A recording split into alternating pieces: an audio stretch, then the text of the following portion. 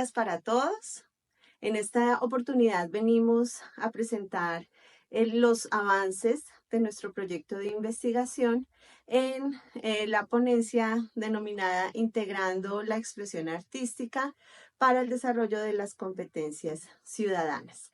Nuestros nombres: la doctora Alexandra Rodríguez, mi nombre, Catherine Rodríguez. Somos miembros del equipo investigador en alianza entre la Fundación Universitaria del Área Andina y la Universidad Santo Tomás en Bogotá, Colombia.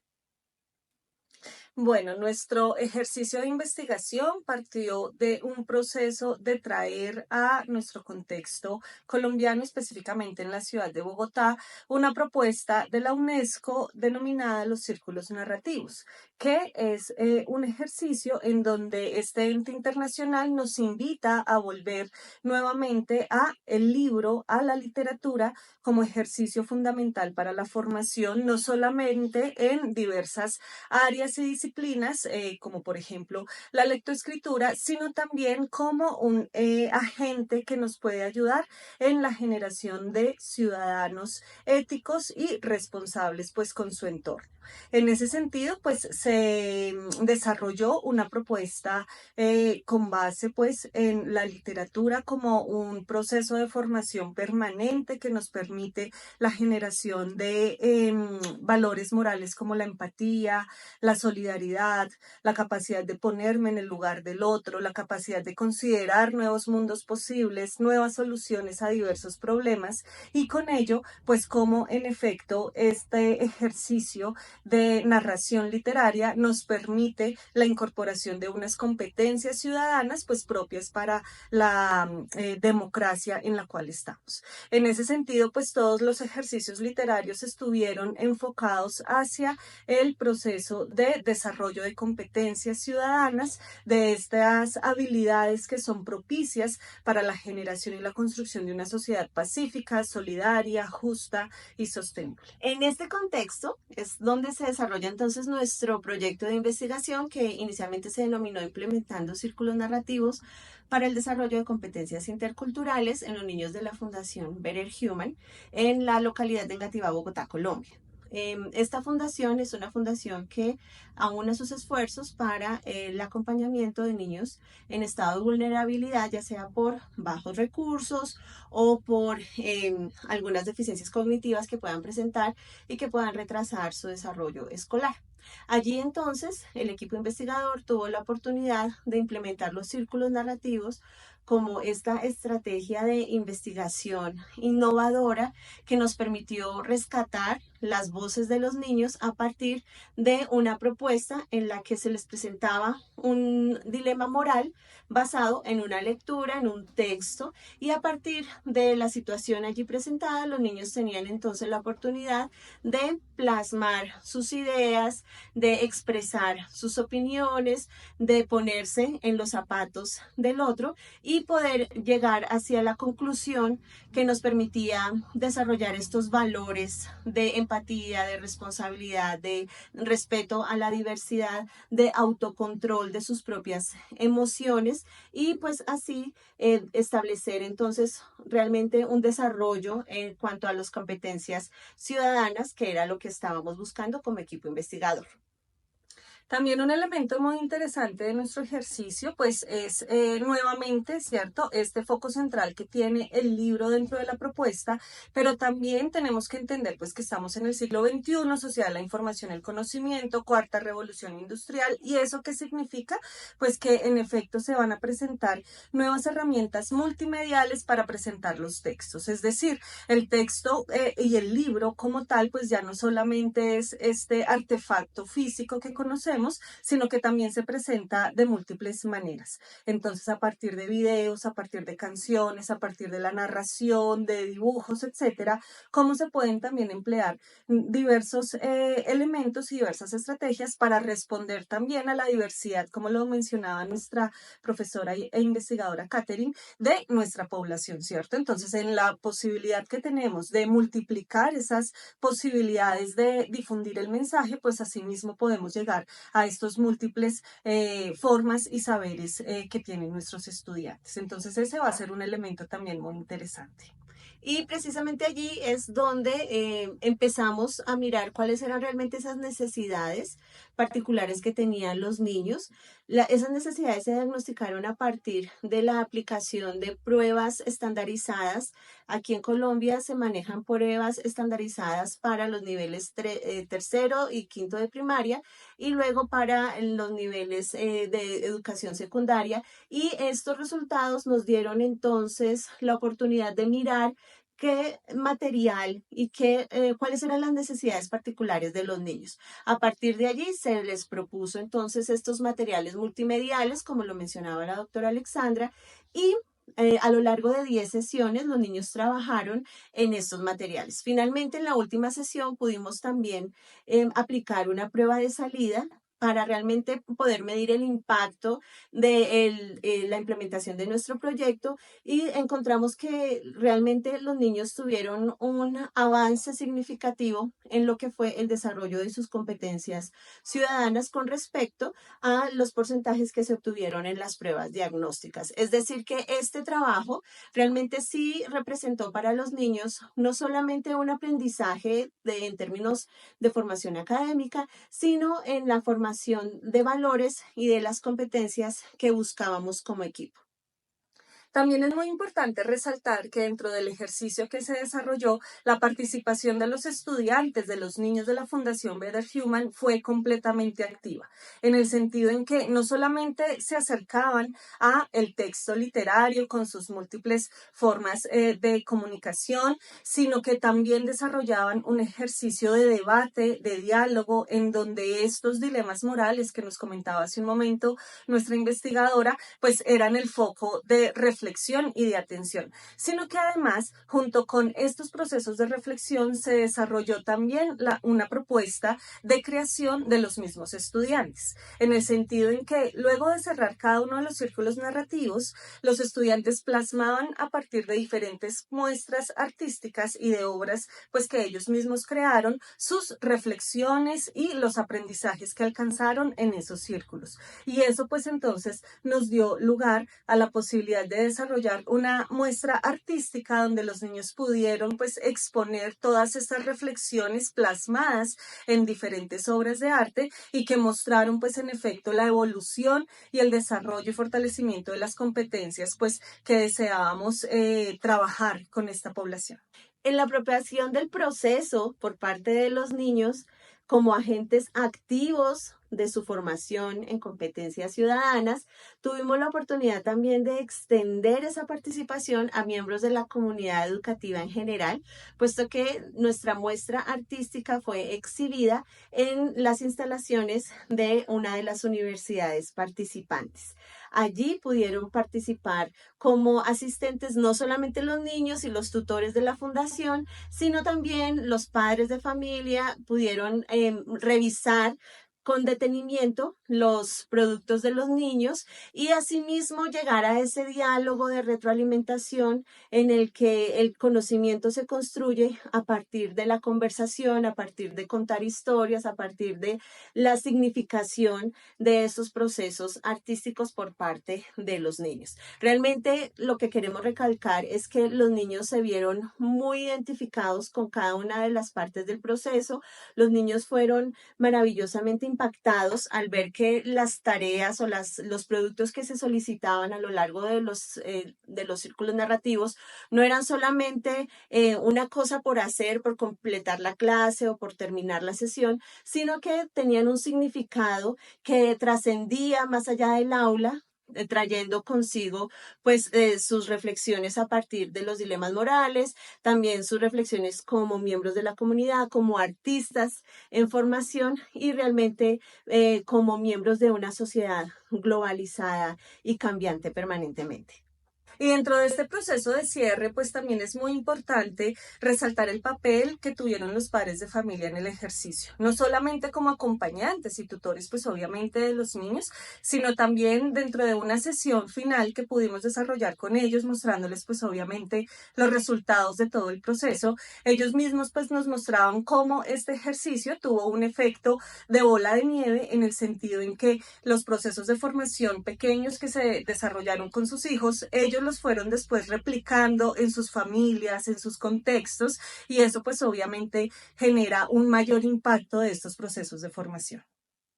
Agradecemos a todos aquí en el Congreso por sus comentarios. Gracias por tomar el tiempo de escuchar nuestras reflexiones. Esperamos definitivamente que estos procesos de formación ciudadana sigan impactando en nuestras comunidades, que sigamos construyendo país y nación a partir de la formación en competencias ciudadanas y, por supuesto, esperamos también esos valiosos comentarios y su retroalimentación con respecto a nuestro proyecto de investigación. Muchas gracias. Muchas gracias. Em primeiro lugar, eu gostaria de agradecer aos organizadores desse encontro, desse congresso, e principalmente ao Instituto de Estudos de Paz e Cooperação, Universidade de Oviedo e as demais organizações que fazem esse momento possível. Meu nome é Cristiane Prudenciano de Souza, eu sou doutoranda em Estudos Contemporâneos pelo Centro de Estudos Interdisciplinários 620 da Universidade de Coimbra. Também sou bolsista, becária, pela Fundação de Ciência e Tecnologia de Portugal. E hoje eu venho falar com vocês um pouco sobre reflexões contemporâneas sobre os desafios da perspectiva de gênero e sexualidade na educação para a paz. Portanto, os nossos objetivos são explorar a relação entre educação para a paz e incluir a perspectiva de gênero e sexualidades LGBTQIA+, considerando como marco fundamental o Programa de Ação para uma Cultura de Paz das Nações Unidas de 1999. Abordar a ausência de uma narrativa e uma conexão da educação para a paz, gênero e sexualidade e analisar o embrolho, a falácia da ideia de uma doutrinação nas escolas por parte dos professores e abordar também a desinformação sobre o ensino de gênero e sexualidade.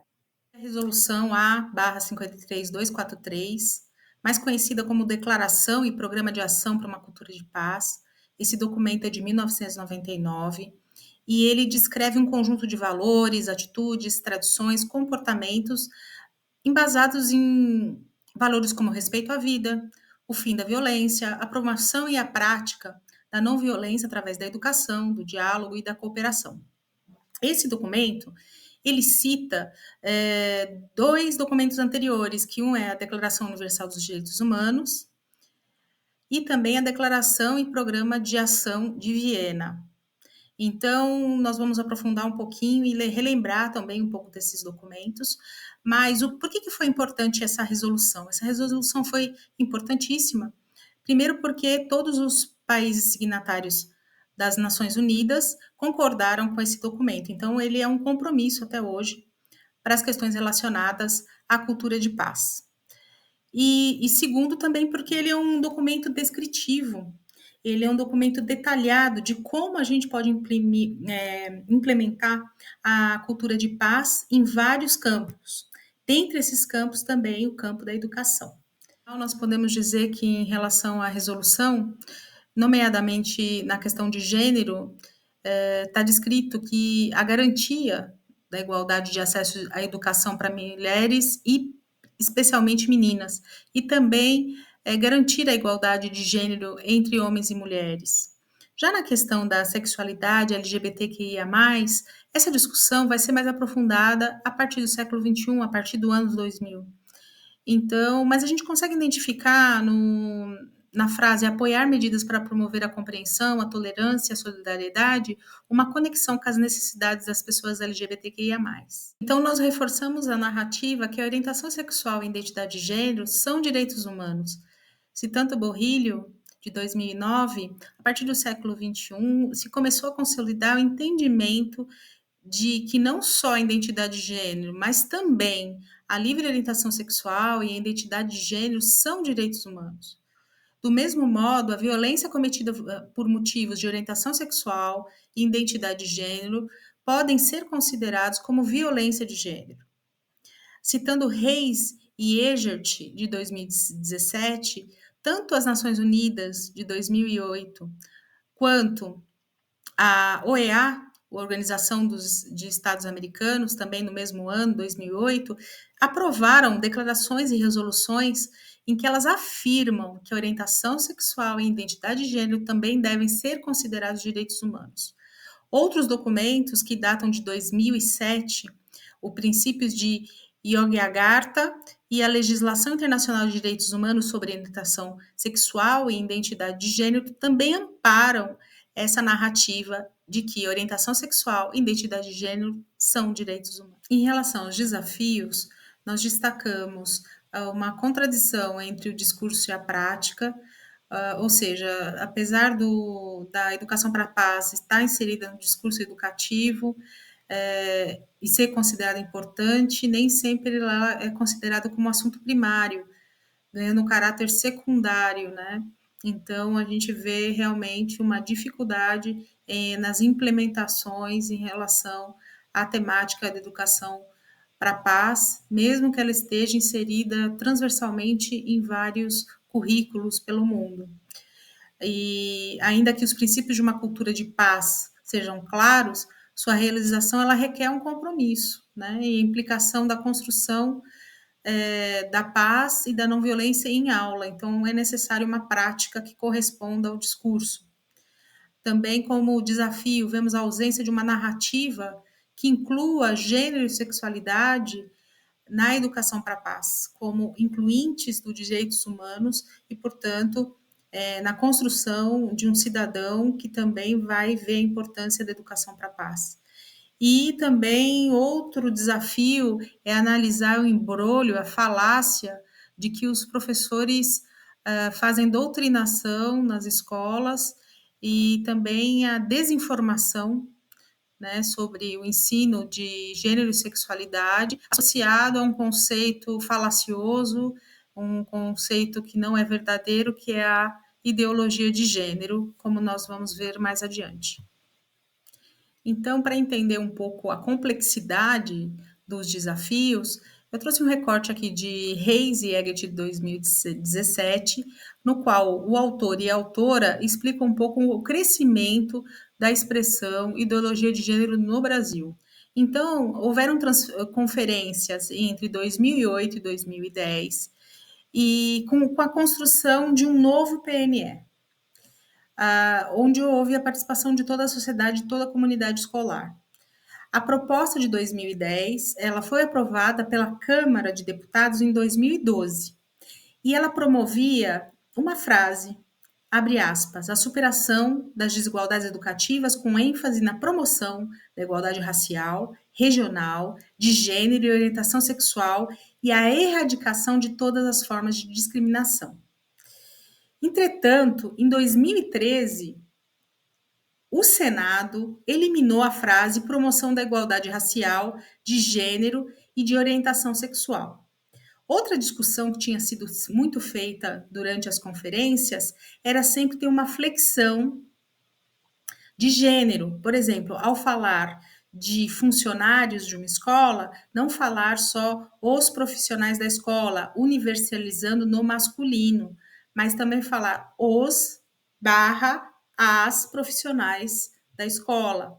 E também foi eliminado essa inflexão de gênero em todo o texto, adotando uma forma masculina genérica.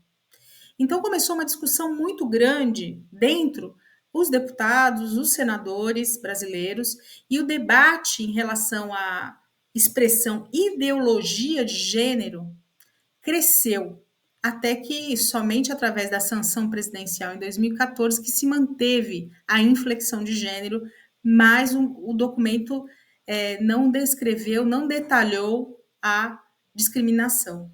Então, para ilustrar esse cenário que é muito semelhante, né, entre Brasil e Portugal, onde o discurso que emprega a ideologia de gênero, apesar de não ter nenhum embasamento científico, ele está instaurado na sociedade, e eu trago algumas reportagens, né, do Brasil. A educação sexual ainda é tabu e adolescentes sofrem com a falta de informação. Aqui embaixo de um site de direitos humanos, ataques à educação sobre gênero e sexualidade. Em Portugal, educação sexual Pais indignados criam movimento e exigem medidas, né, contra esse tipo de educação nas escolas, e grupo com megafone interrompe um lançamento de livro infantil sobre inclusão e diversidade. Essa notícia é do ano passado. Nós apontamos a necessidade da coerência entre o discurso e a prática na educação para a paz, também a necessidade de novas narrativas de inclusão e conexão entre gênero, sexualidade e educação para a paz, além de um enfrentamento da desinformação sobre gênero e sexualidade LGBTQIA+, com esclarecimentos, recuperando leis, documentos internacionais e locais, incluindo esses documentos também as pedagogias de educação para a paz.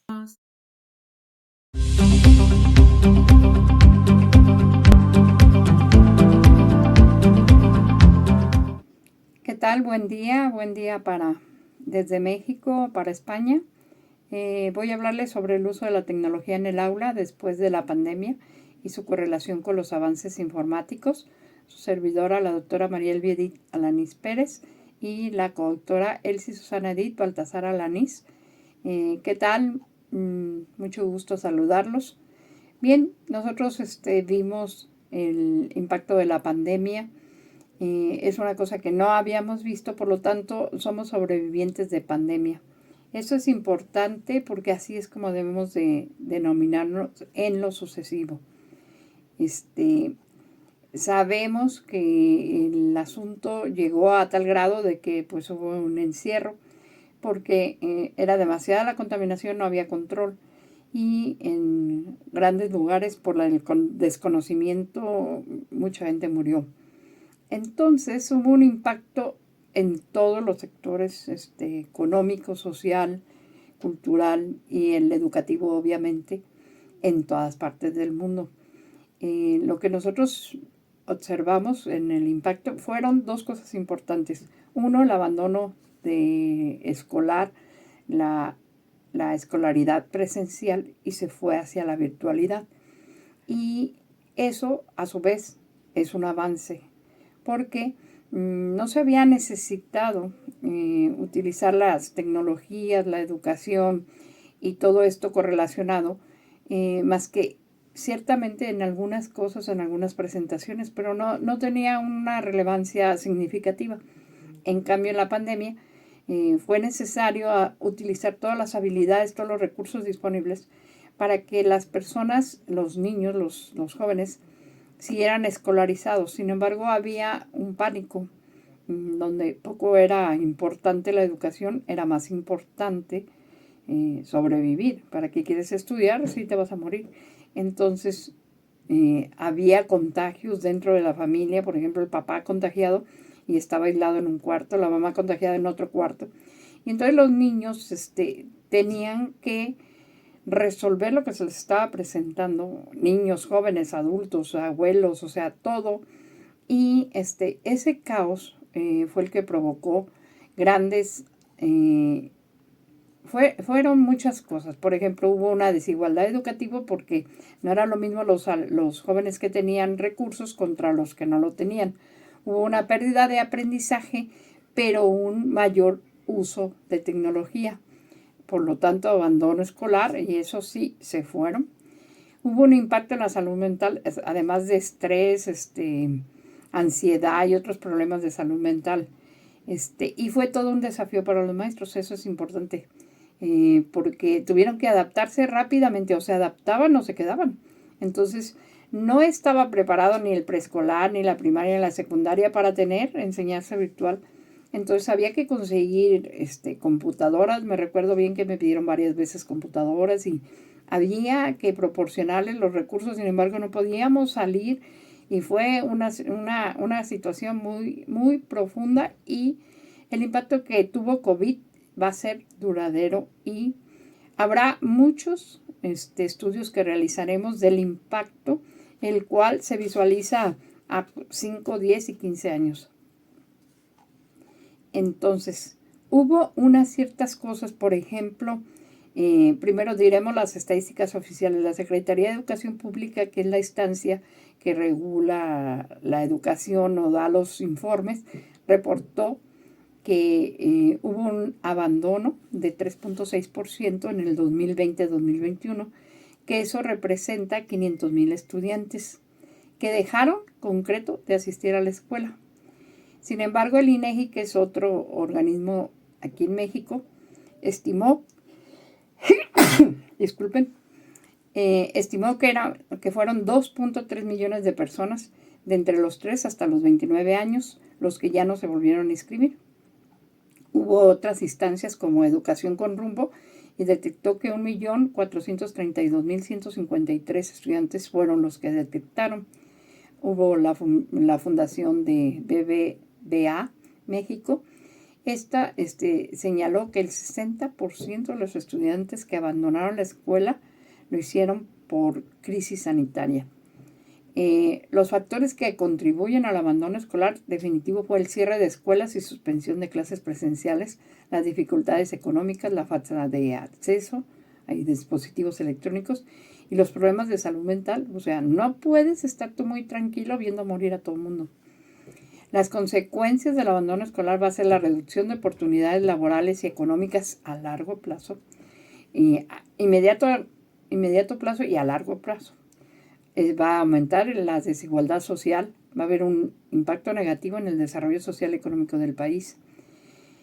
Hubo varias medidas para combatir el abandono escolar. Reapertura segura de las escuelas, es decir, implementaban protocolos sanitarios, ampliar programas de becas y apoyos económicos, invertir en infraestructura tecnológica, fortalecer los programas de salud mental y emocional, implementar estrategias de recuperación de aprendizaje. Y entre los esfuerzos que realizó el gobierno mexicano fue sacar una normativa que señalaba que alumno que estuviese inscrito y que no abandonara, no lo fueran a reprobar. En automático, todos aprobados con el esfuerzo que tuvieron.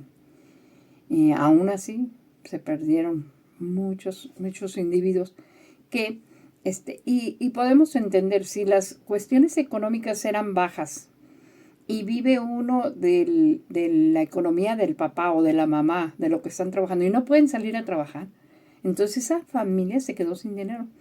¿Qué hicieron para sobrevivir? En redes y todo, vendieron cosas que tenían. Si ya tenían una televisión, pues la vendieron. Si habían logrado toda aquella recuperación que ya tenían, si tenían un horno, si tenían todo aquello que se podía vender, lo vendieron a un precio regalado. ¿Para qué? Para comer. Y las personas que de plano ya habían vendido lo que podían y todo, tuvieron que salir. En la pandemia y en el encierro, ustedes podían ver gente en el autobús, gente que se estaba moviendo. ¿Por qué? Porque si no se movía, pues no tenía dinero para comer. Entonces está muy, muy pesado el asunto. Entonces, a la vez, dentro de la pandemia, también hubo un desarrollo, porque aunque la gente estaba dentro de sus casas, se seguía realizando programas y hubo un desarrollo, o sea, hubo un crecimiento de lo que corresponde a inteligencia artificial. Inteligencia artificial no es como lo que nosotros conocíamos antes, la que era la inteligencia artificial, que era un grupo de cosas que íbamos a estudiar, por ejemplo, la robótica, la optimización, las redes neuronales y cosas así. En la inteligencia artificial se le llamó a aquellos programas que están para ayudarte. Si tú le pones un texto, si tú le pones una imagen, si tú pides alguna cosa, ella te lo hace, te lo diseña, te lo toma como base las imágenes que le hayas puesto. Y hay cientos de desarrollos que están apareciendo ahora en la inteligencia artificial. ¿Para qué nos sirve la inteligencia artificial en la educación?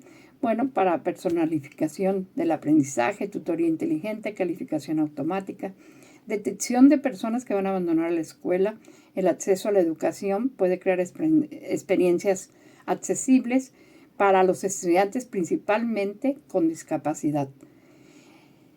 Si bien la inteligencia artificial tiene el potencial de mejorar la educación en lo que es México y muchos países más, también existen algunos desafíos que deben abordarse, como la brecha digital, la privacidad de datos, el sesgo algorítmico y la capacidad docente. Los invito a que vean las memorias que tenemos para ustedes. Ahí les vamos a ver algunos ejemplos de inteligencia artificial, programas que les pueden servir para ayudarle y les ponemos algunos datos, todos educativos, y también los principales definiciones de inteligencia artificial, así como sus autores. Un saludo fuerte desde México para toda la gente de España y del mundo que nos observa. Un abrazo a todos. Gracias.